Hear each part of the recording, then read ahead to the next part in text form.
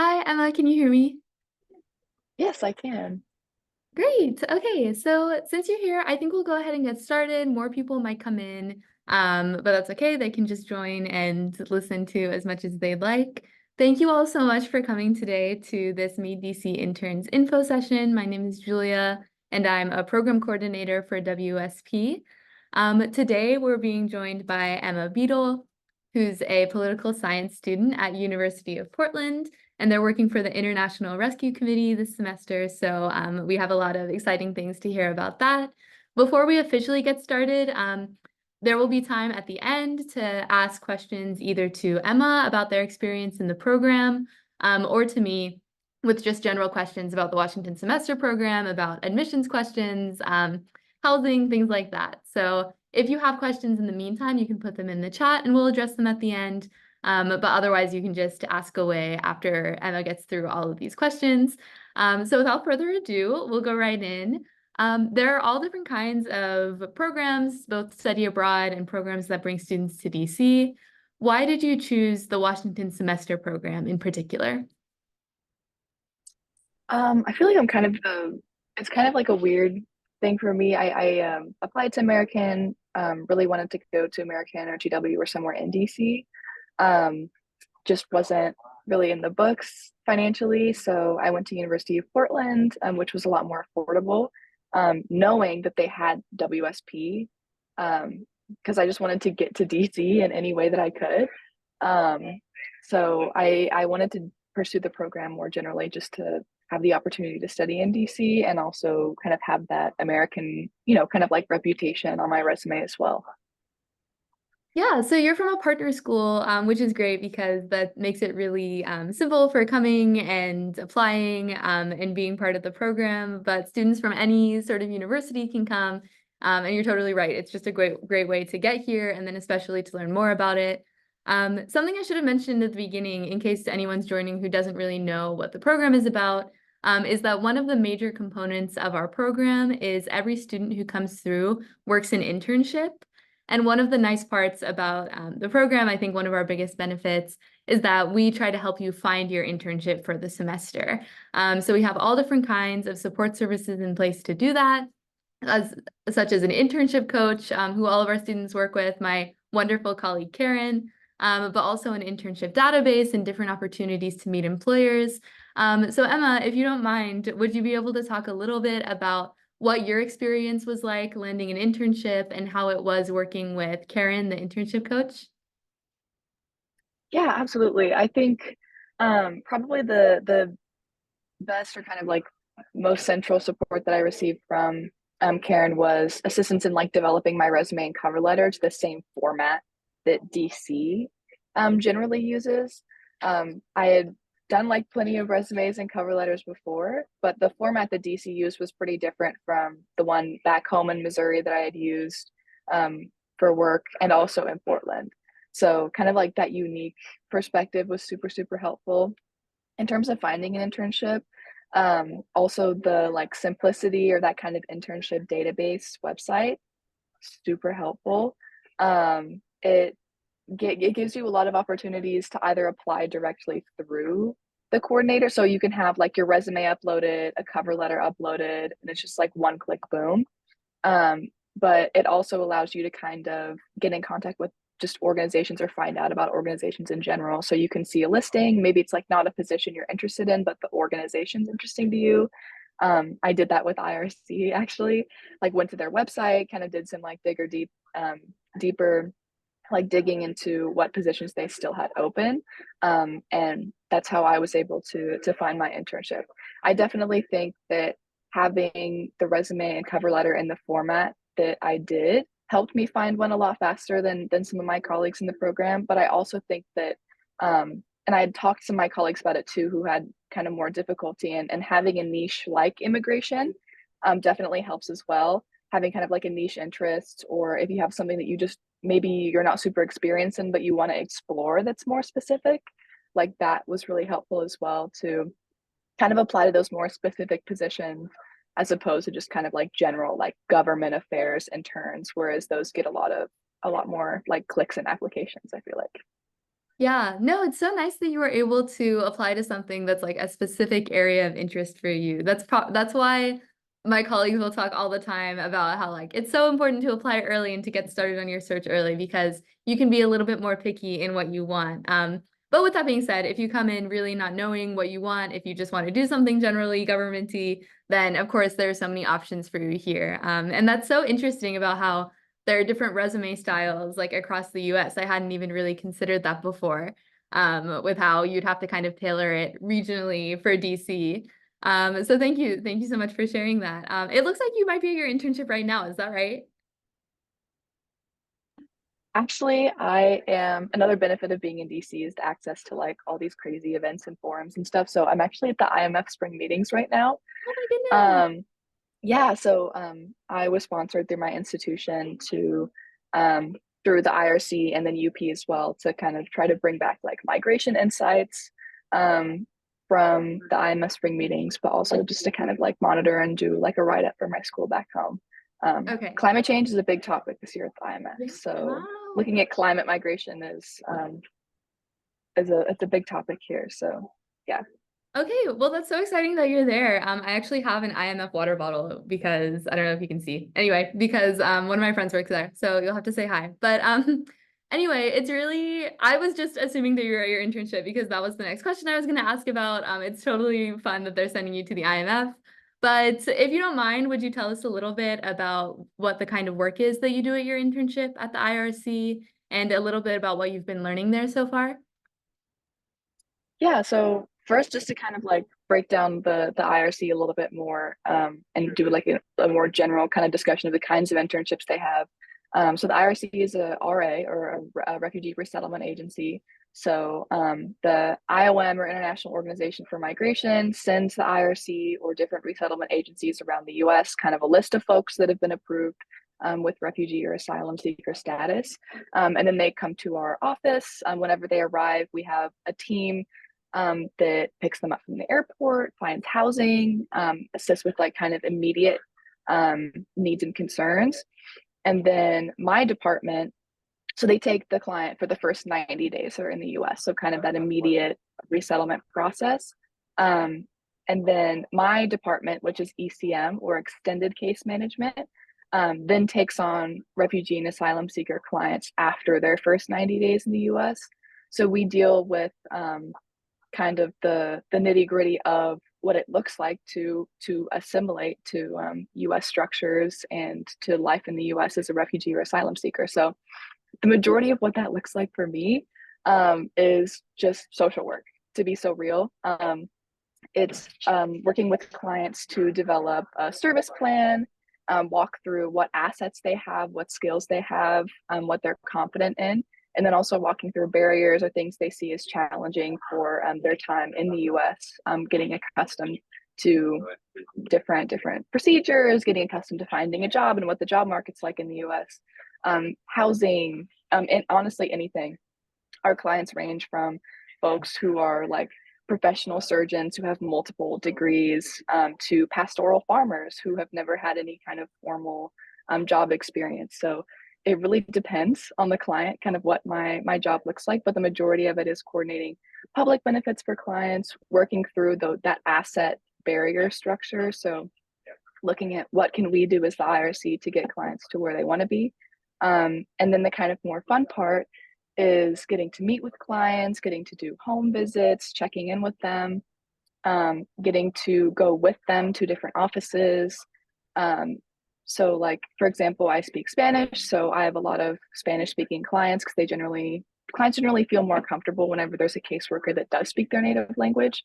Um, so I'll go with a client to the Social Security office or the Human Services office to do some sort of application for assistance, and having somebody there is huge for them. So it's great to kind of be that presence and be that advocate as well to say no, like this is what we're looking for, this is what we need, and making sure the client is advocated for, especially with the way our immigration system works in the U.S.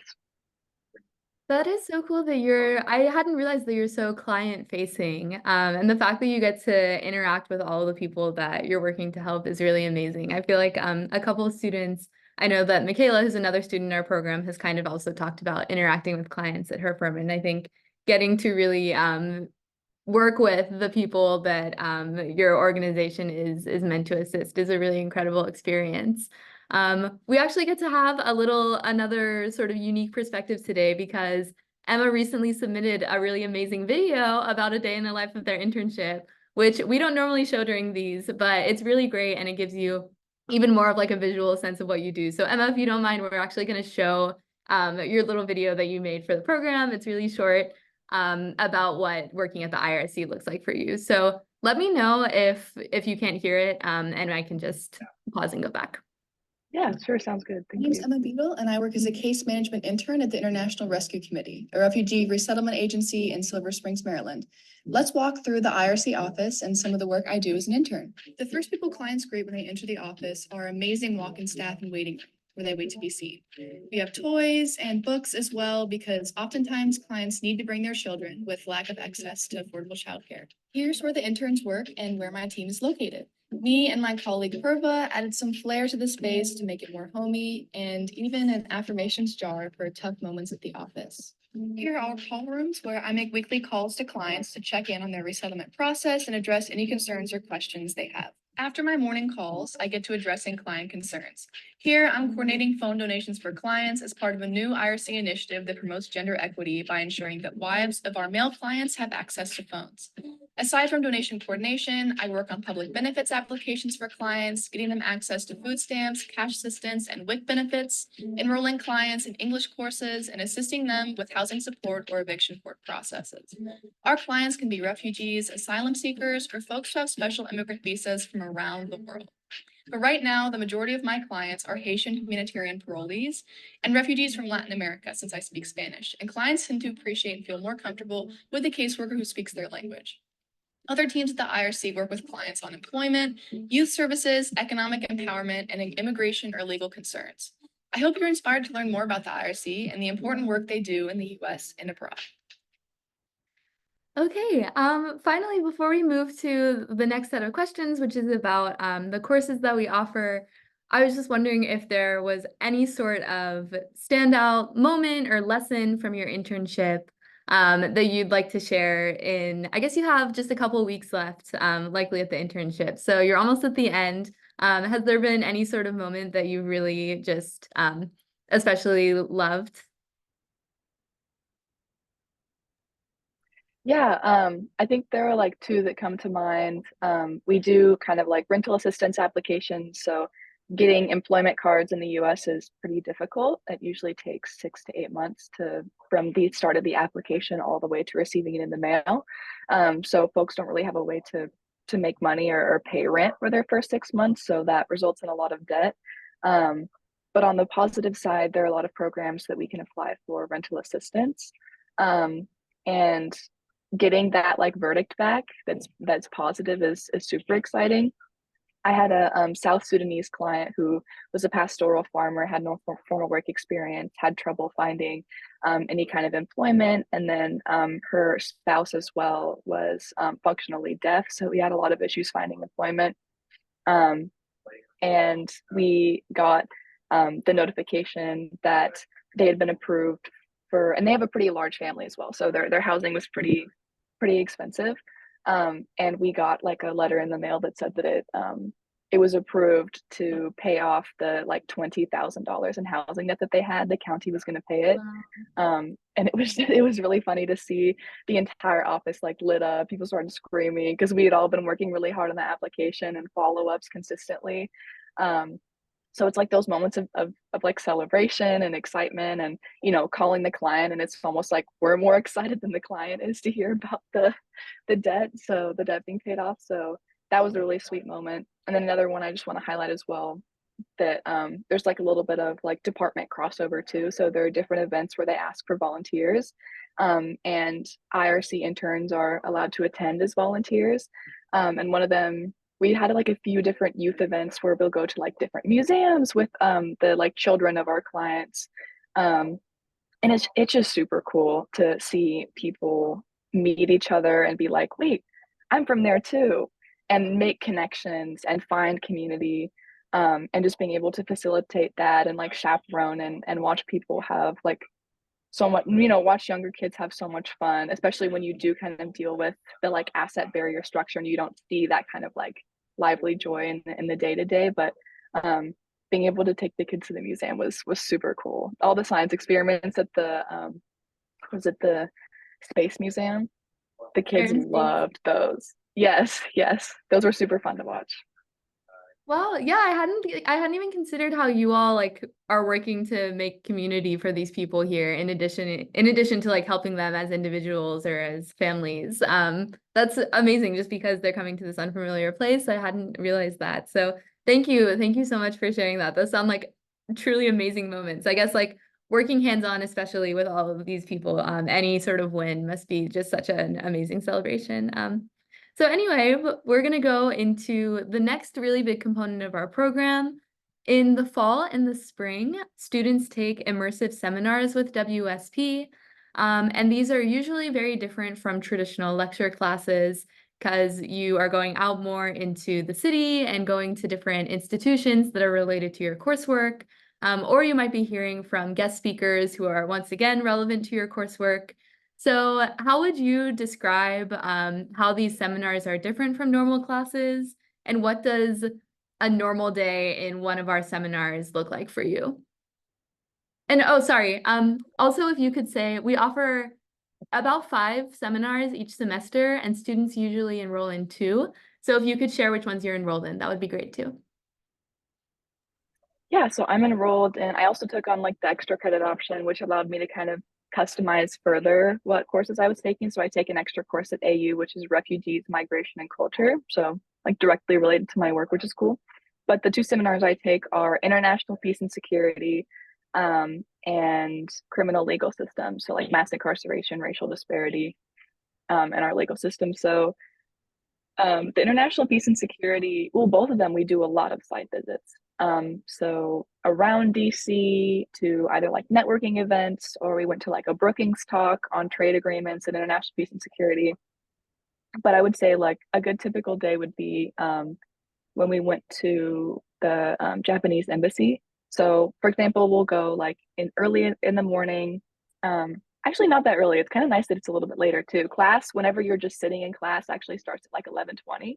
So you could like get up, do work, explore, and then, mosey on to class. Um, but we met at the Japanese embassy like right at 11. We got to have a tour of the Japanese embassy. We got to see like their authentic tea rooms, which was super cool. And then we had a presentation by a Japanese diplomat. And then after that, we were allowed to kind of like individually go up to him if we were curious to learn more or wanted to like network or do some sort of interview with him, like informational interview to learn more about what it is to be a diplomat.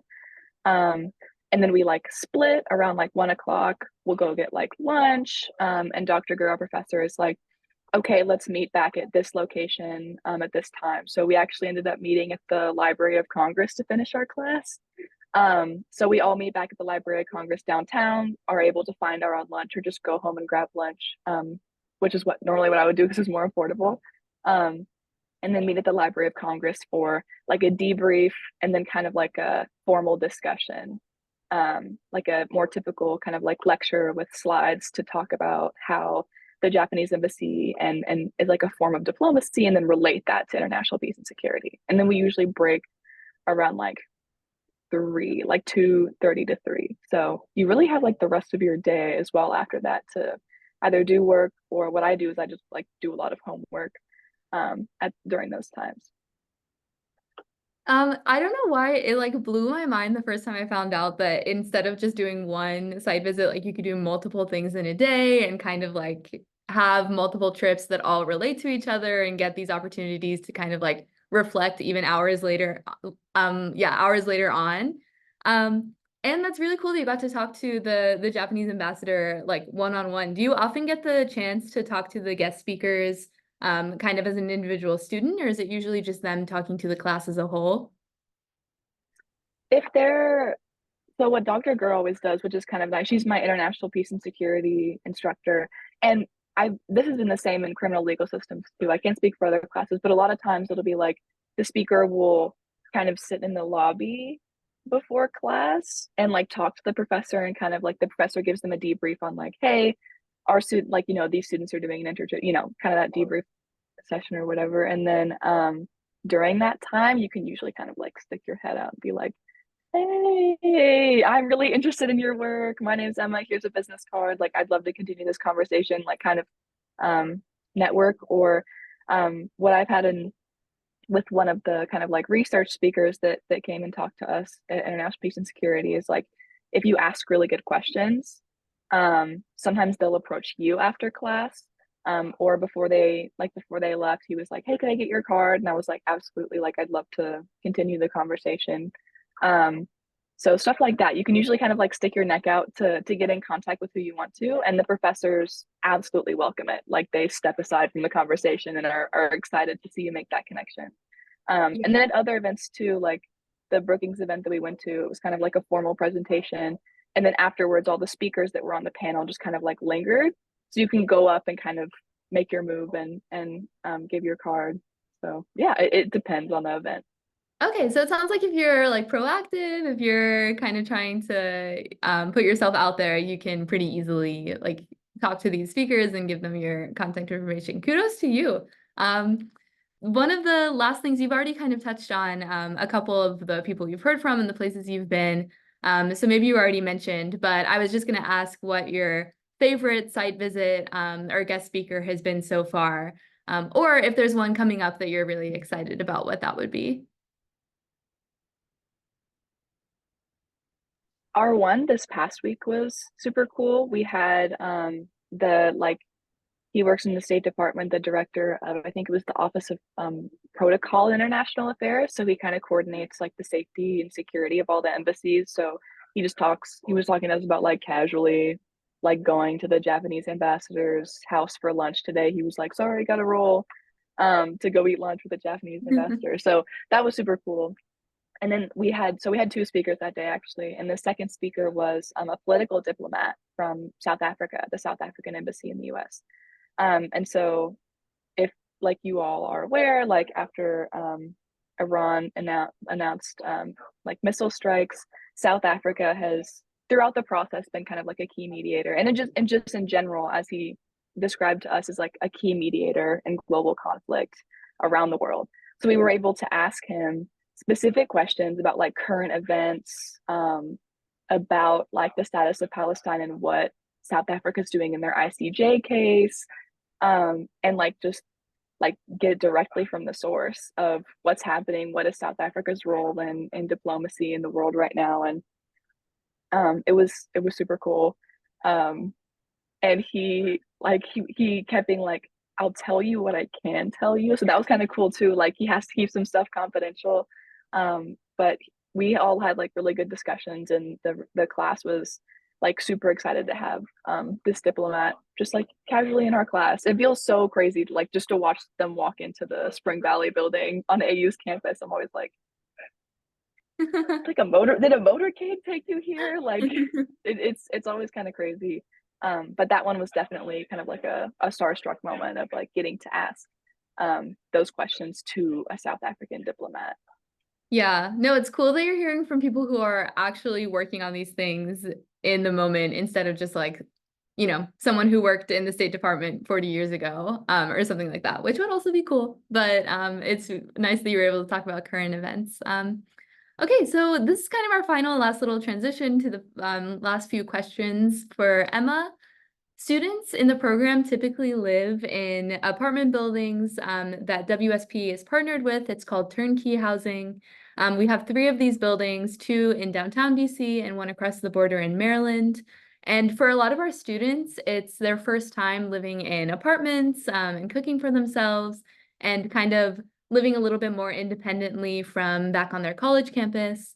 So how has urban apartment living been for you so far?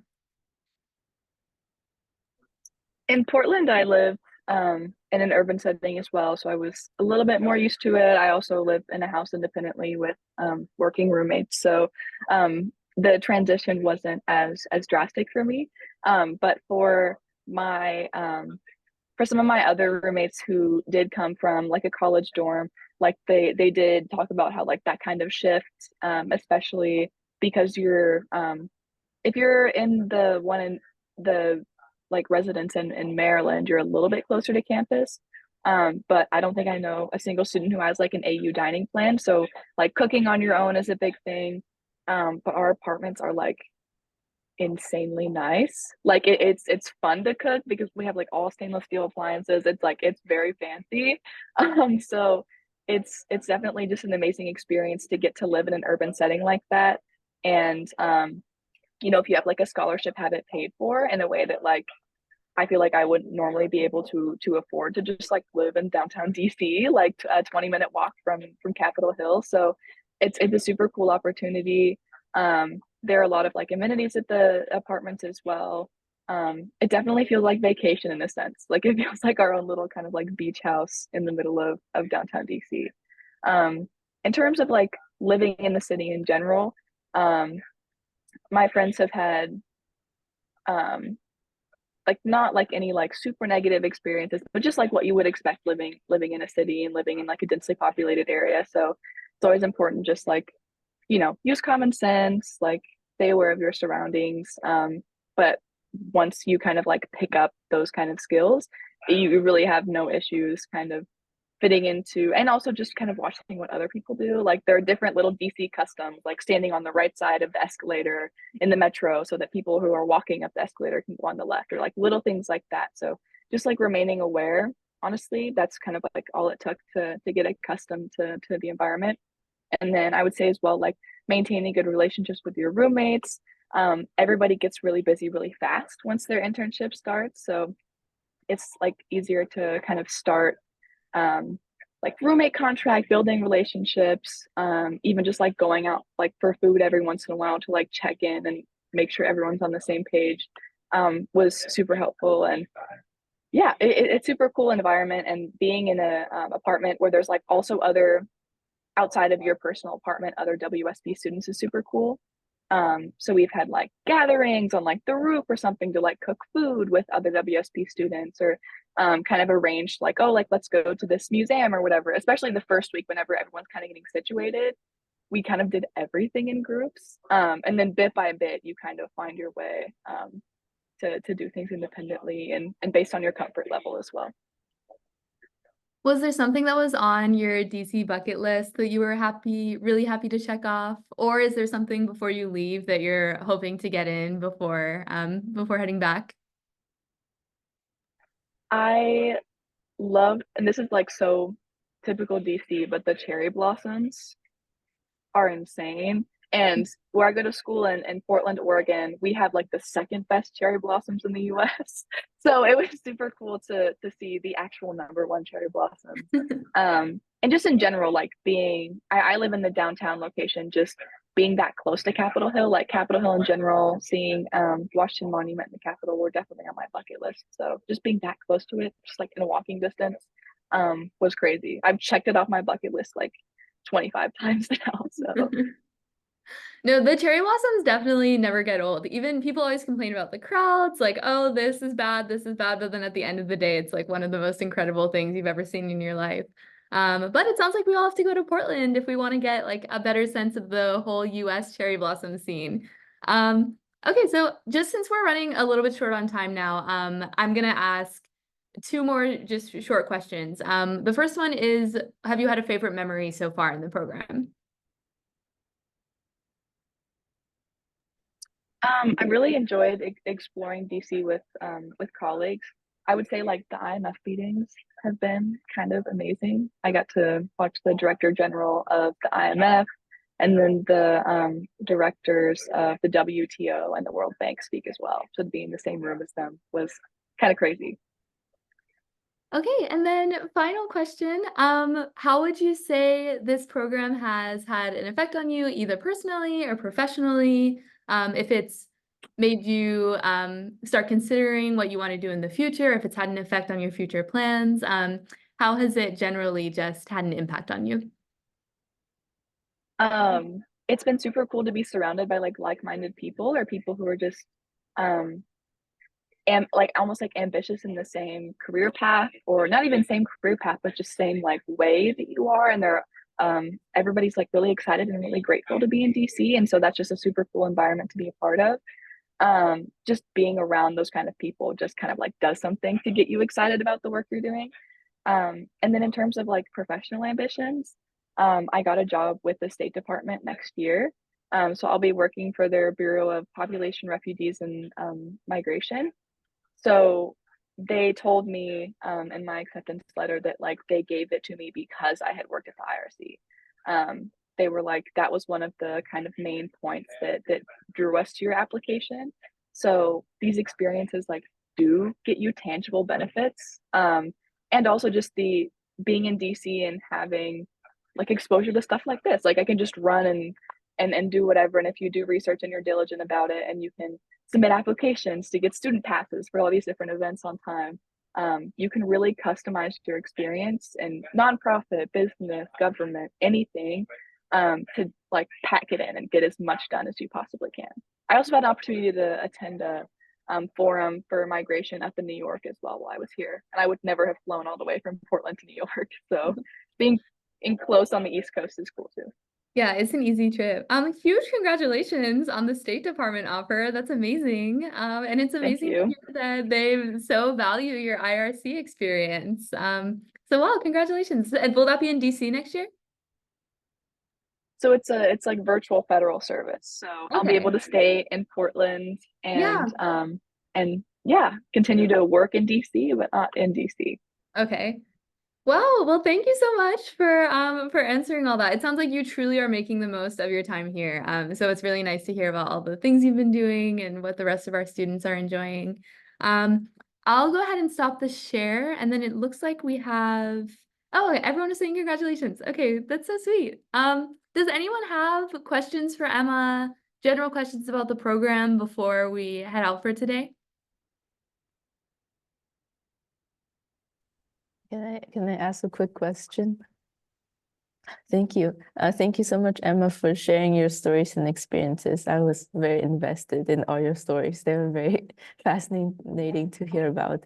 I really like the affirmation jar that you mentioned in the workplace. I think that's such a cute idea. And it seemed like the people are very passionate about the work that you do in the office. And I was wondering, in that type of work environment where you're doing very like impactful work, how do you deal with kind of the stresses of the everyday tasks? Like if like the county is unable to pay for a certain loan, like how do you kind of navigate through those situations? Yeah, so I'll say like first of all, the IRC is very like cognizant of like how hard the work is, and they understand that, and they do a really good job of kind of doing some kind of almost like protective training whenever you first come in. So your first like week as an intern, we had like two different sessions on like how to navigate hard conversations, kind of how to proceed with um, the day-to-day difficulties, or working with systems that are notoriously difficult to work with.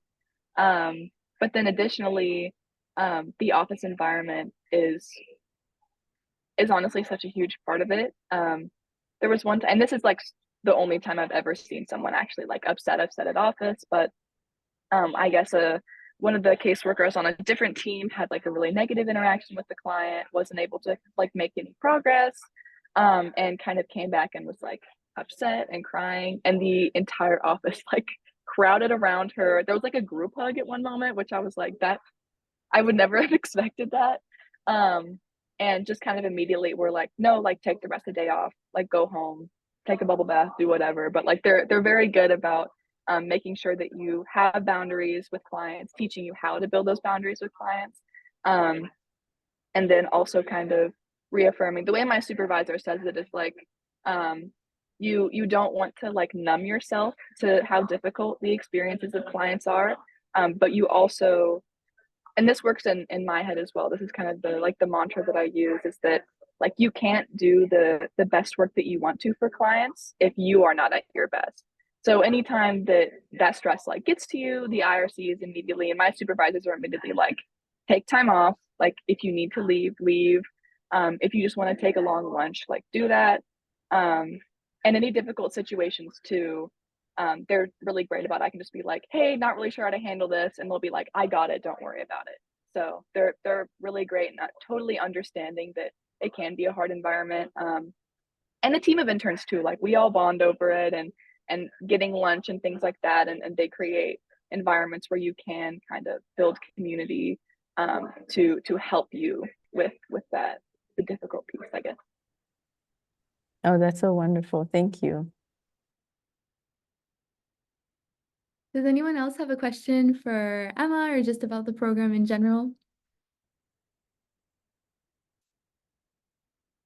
Okay, maybe not. I'm gonna go ahead and send just my contact information, my email address in the chat. If you have any questions at all about the program, the application process, please direct them to me and I'd be happy to answer. I also have links to our website and then the portal to start the admissions application, as well as our Instagram and TikTok, which has really great videos from our student ambassadors, including Emma this year. So if you want more day in the life of an intern, if you're interested in other types of internships students are doing, that's a really great place to go and see what that's like. Thank you so much to Emma for taking time out of your IMF session to come here. I hope the rest of the day is really good for you. And I really appreciate everyone coming to this session and learning more about WSP. Please feel free to be in touch and we're happy to bring you on. So thank you, everyone, and have a good Friday. Thank you. Have a Thank nice you. weekend. Bye. Bye.